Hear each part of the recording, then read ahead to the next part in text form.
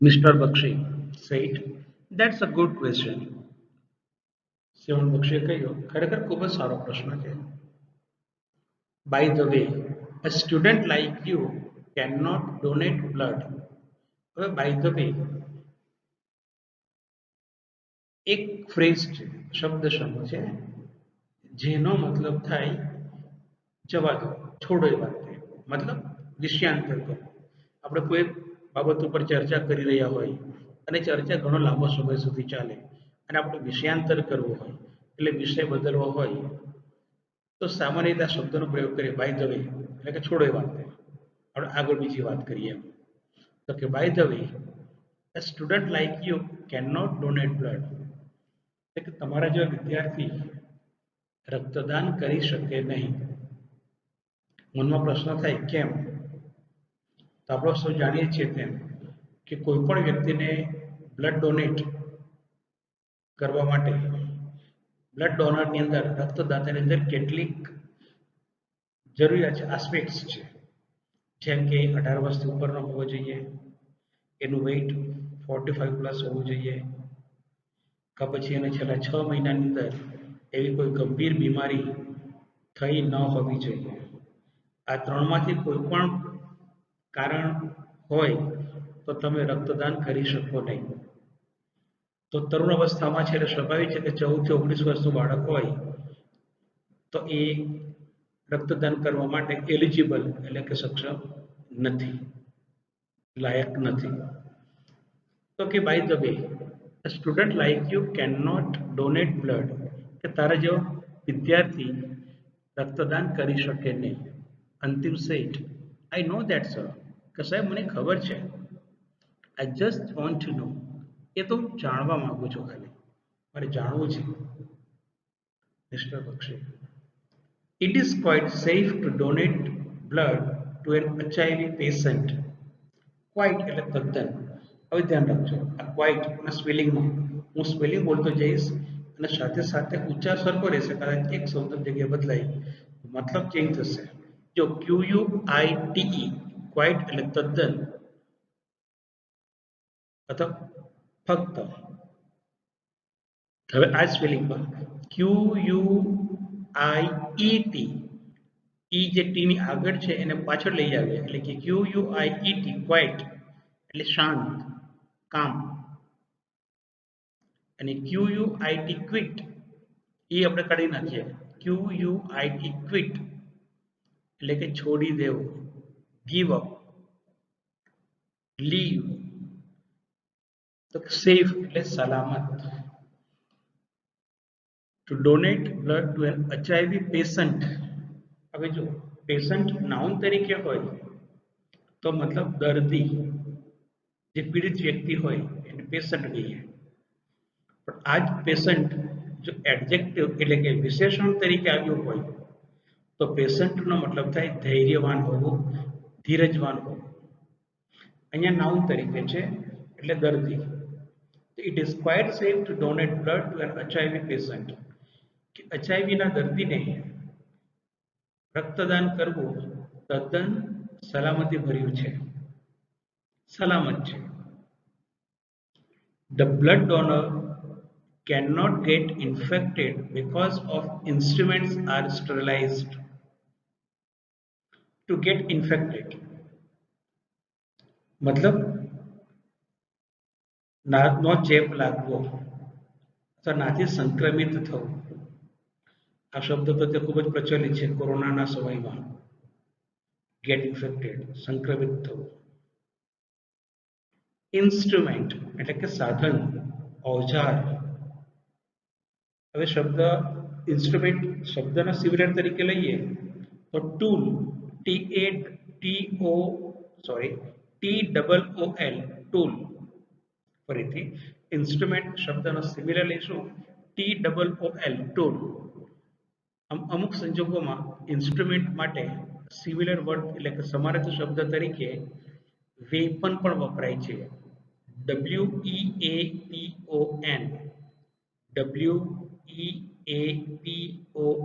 Weapon. આમ વેપનનો મતલબ થાય શસ્ત્ર, પણ ક્યારેક અમુક સંજોગોમાં ઇન્સ્ટ્રુમેન્ટના સમાનાર્થી શબ્દ તરીકે પણ એનો ઉપયોગ કરવામાં આવે છે. સ્ટરલાઇઝ્ડ એટલે કે જંતુ મુક્ત કરવું.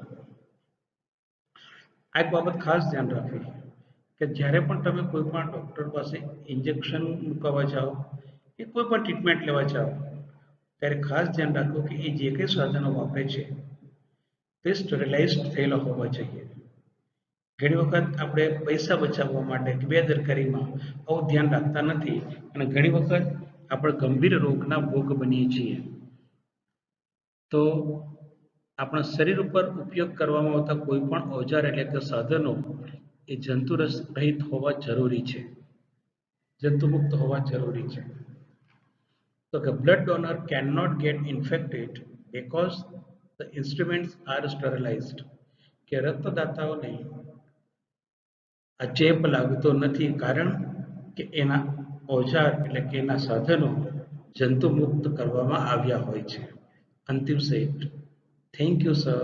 સાહેબ તમારો આભાર. એન્કર.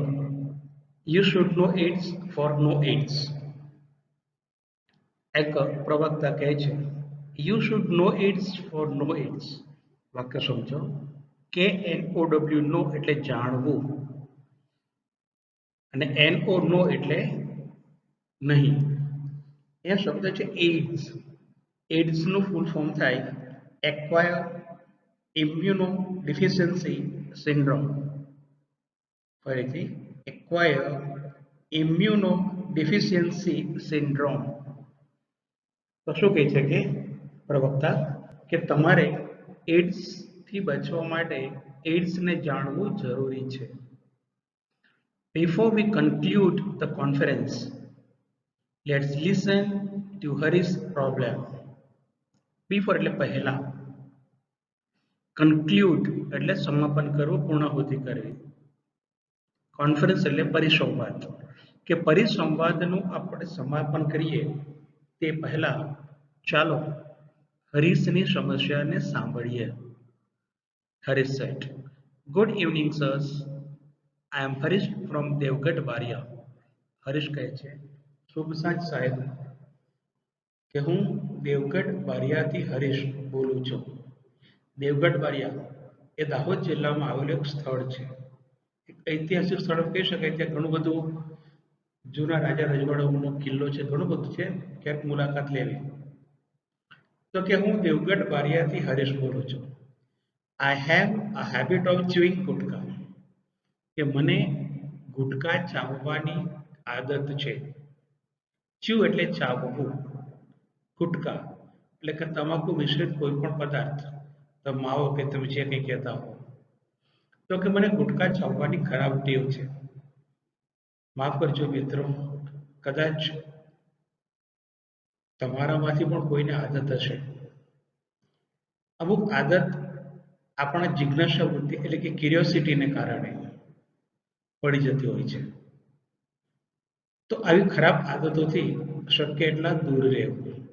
કારણ કે તમને ખબર છે કે ગુટખા ખાવા, સ્મોક કરવું આ બધું તંદુરસ્તી માટે નુકસાનકારક છે. ટોબેકો એટલે કે તમાકુ એ કેન્સર જેવી ગંભીર બીમારીઓ પણ થઈ શકે. તો કહે છે કે મને ગુટખા ચાવવાની આદત છે. Because of this habit, my teeth are spoiled. Because of ને કારણે. હવે મિત્રો તમે સંયોજક બીકોઝ વિશે જાણો છો. તો બીકોઝ એ કારણ દર્શક સંયોજક છે. પરિણામ દર્શક વાક્ય સાથે કારણ દર્શક વાક્યને જોડવા માટે સંયોજક બીકોઝ આપણે કારણ દર્શક વાક્યની આગળ મૂકીએ. બીકોઝ ઓફ એ જ ભાવ દર્શાવે છે, પણ બીકોઝ ઓફ એક શબ્દ સમૂહ છે, ફ્રેઝ છે. બીકોઝ ઓફ નો મતલબ થશે ને કારણે. બીકોઝ ઓફ ના સમાનાર્થી શબ્દ તરીકે આપણે due to, DUETO, due to શબ્દ મૂકી શકીએ. હા, બીકોઝ પછી કારણ દર્શક વિધાન આવશે, આખું વાક્ય આવશે. જ્યારે બીકોઝ ઓફ પછી આખું વાક્ય ન મૂકતા નાઉન એટલે કે નામરૂપ પદ આવે. તો કે because of this habit my teeth are spoiled. Teeth એટલે દાંત, tooth, T double O T H, tooth એક વચન માટે વપરાય, એનું બહુવચન કરવા માટે તીથ થાય, T double E T H, teeth એટલે એક કરતા વધારે દાંત. હવે સામાન્ય રીતે આપણે જાણતા હોઈએ કે બહુવચન કરવા માટે ક્રિયાપદ શબ્દની પાછળ એસ પ્રત્યય લગાડીએ, પણ દર વખતે જરૂર નથી. આમાં પણ કેટલાક અપવાદરૂપ શબ્દો છે જે અલગ અલગ રીતે થાય છે, જેમ કે ઓક્સ એટલે કે આખલો, બળદ, એનું બહુવચન કરવા માટે ઓક્સિસ ન થાય, ઓક્શન થાય છે. અહીંયા આગળ ઈએન પ્રત્યય લાગે છે, તો અહીંયા ટૂથ નું બહુવચન તીથ થાય. સ્પોઇલ એટલે બગડવું, ખરાબ થવું. મેક ડર્ટી, સ્પોઇલ નો સમાનાર્થી કહી શકાય મેક ડર્ટી, ખરાબ થવું, ગંદુ થવું. તો કે because of this habit my teeth are સ્પોઇલ્ડ, કે આદતને કારણે મારા દાંત ખરાબ થઈ ગયા છે, બગડી ગયા છે. આપણે ઘણી વખત જોતા હોઈએ કોકના દાંત ગંદા થયેલા હોય એટલે આપણે સમજી જવું કે ક્યાં તો એને સિગરેટ કે તોબેકો, સિગરેટ સ્મોક કરવાની આદત હશે, અથવા તો તોબેકો ચ્યુ કરતા હોય. જનરલી કોઈ પણ તોબેકો કે ગુટકા ચાવતા હોય એના દાંત ખરાબ થઈ જાય છે, એકદમ પરમનન્ટ ઉપર સ્પોટ એટલે કે ડાઘ પડી જતા હોય છે. તો કહે છે કે ગુટકા ચાવવાની આદતને કારણે મારા બધા દાંત ખરાબ થઈ ગયા છે. I want to get rid of this habit, કે મારે આ ટેવમાંથી છુટકારો મેળવવો છે. પ્લીઝ હેલ્પ મી, મને એમાં મદદ કરો. તો મિત્રો, એવી કોઈ આદત નથી કે જેના કાયમ માટે આપણે એના બંધાણી થઈ જઈએ. દરેક આદતમાંથી છુટકારો મેળવી શકાતો હોય. આવી આદત છોડવા માટે તમારે તમારા મનને મક્કમ કરવું પડે. મન મક્કમ કરશો તો ગમે તેવી આદત હશે, ગમે તેટલી જૂની આદત હશે, તો આદતને પણ તમે અટકાવી શકો, બંધ કરી શકો.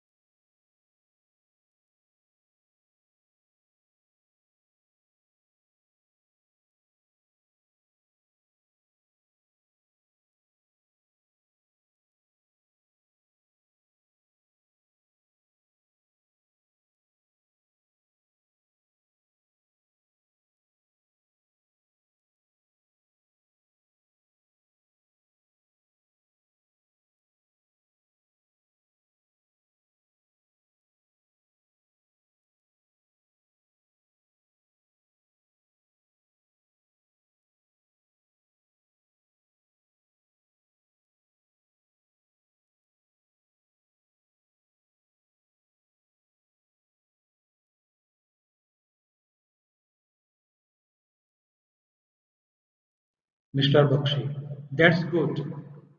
Saras.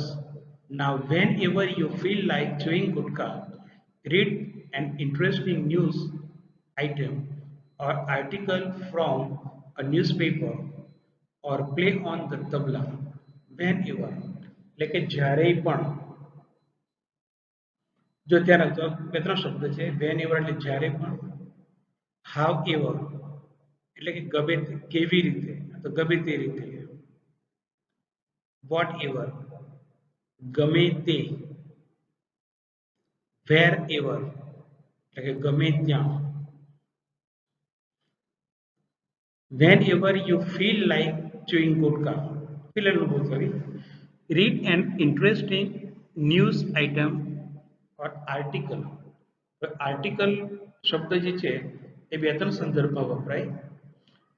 અહીંયા આગળ આર્ટિકલ એટલે કોઈ પણ લેખ, વર્તમાન પત્ર કે સામયિકમાં કોઈ લેખ મૂકવામાં આવે એને આપણે આર્ટિકલ કહીશું.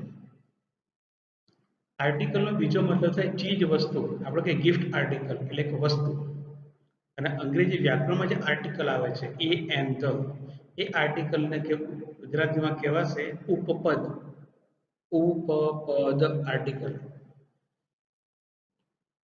તો કે whenever you feel like chewing gutka, read an interesting news item or article from a newspaper or play on the tabla. તો કે હવે જ્યારે પણ તને ગુટકા ચાવવાની કે ખાવાની ઈચ્છા થાય ત્યારે વર્તમાન પત્રમાંથી તારા પસંદગીના લેખ અથવા સમાચાર વાંચજે અને તબલા વગાડજે. બી વિથ યોર ફ્રેન્ડ્સ, તમારા મિત્રો સાથે રહેજે. ટોક ટુ ધેમ, એમની સાથે વાતો કરજે. Play some games of your choice. Choice એટલે પસંદગી, કે તારી પસંદગીની રમતો રમજે. Keep your mind engage in different activities. Engage એટલે રોકી રાખવું, તો કે તારા મનને, માઇન્ડ એટલે મનને કોઈક અન્ય પ્રવૃત્તિમાં રોકી રાખજે. I am sure you will be able to get rid of this habit. I am sure, મને ખાતરી છે. ટુ બી એબલ ટુ, એક ફ્રેઝ છે. ટુ બી એબલ ટુ એટલે સક્ષમ હોવું, સમર્થ હોવું. ટુ બી એબલ ટુ એ સહાયક ક્રિયાપદ કેનના જગ્યાએ વાપરી શકાય. કેનની જગ્યાએ આપણે ટુ બી એબલ ટુ વાપરી શકીએ. To be in position to વાપરી શકાય. To be in position to, can અને ટુ બી એબલ ટુ આ સમાનાર્થી છે. એ ત્રણેયનો મતલબ થશે સક્ષમ કે સમર્થ હોવું. તો I am sure you will be able to get rid of this habit, કે મને ખાતરી છે કે તને અવશ્ય આ તારી ટેવમાંથી છુટકારો મળશે. Harish sad thank you. Harish કહે છે આપનો આભાર. Anchor. So friends, now it's time to say goodbye. પ્રવક્તા કહે છે તો મિત્રો કે હવે આપણો વિદાય લેવાનો સમય આવી ગયો છે. On behalf of the youth club, I thank Mr. Bakshi and Dr. Shah for guiding us, the teenagers. On behalf of ના વતી ને બદલે, કે યુવા ક્લબ વતી આઈ થેન્ક, હું આભાર માનું છું mister Bakshi and doctor Shah for guiding, guide એટલે માર્ગદર્શન આપવું. તો કે યુવક મંડળ વતી હું શ્રીમાન બક્ષી અને ડોક્ટર શાહનો આ તરુણોને યોગ્ય માર્ગદર્શન આપવા બદલ આભાર વ્યક્ત કરું છું. I am also obliged to the boys and girls who trusted us and shared their problems. Oblige એટલે કે ઋણી હોવો. Oblige મતલબ ઋણી હોવો. હું એ બાળકોનો એટલે કે છોકરાઓ અને છોકરીઓનો પણ ઋણી છું કે હું ટ્રસ્ટેડ, ટ્રસ્ટ એટલે વિશ્વાસ મૂકવો, કે જેમણે અમારી પર વિશ્વાસ મૂક્યો અને તેમની તકલીફોની અમારી સાથે વહેંચણી કરી, એટલે કે અમને કહી. તો કે હું એ છોકરાઓ અને છોકરીઓનો પણ ઋણી છું કે જેમણે અમારી પર વિશ્વાસ મૂક્યો અને તેમની તકલીફો અમને જણાવી. Again good bye, good night, take care. ફરી વખત આવજો, શુભરાત્રિ, ધ્યાન રાખજો, કાળજી રાખજો. તો મિત્રો, આ પાઠમાં આપણે 3-4 મિત્રોની કેટલીક સમસ્યાઓ વિશે જાણ્યું અને સમસ્યાઓમાંથી કેવી રીતે બહાર નીકળી શકાય એના માર્ગ પણ આપણે જાણીએ. આ પાઠમાં દર્શાવેલા 4 પાત્રો જ આ પાઠના મુખ્ય કેરેક્ટર એટલે પાત્ર નથી. આપણે પણ એના એક ભાગ છીએ.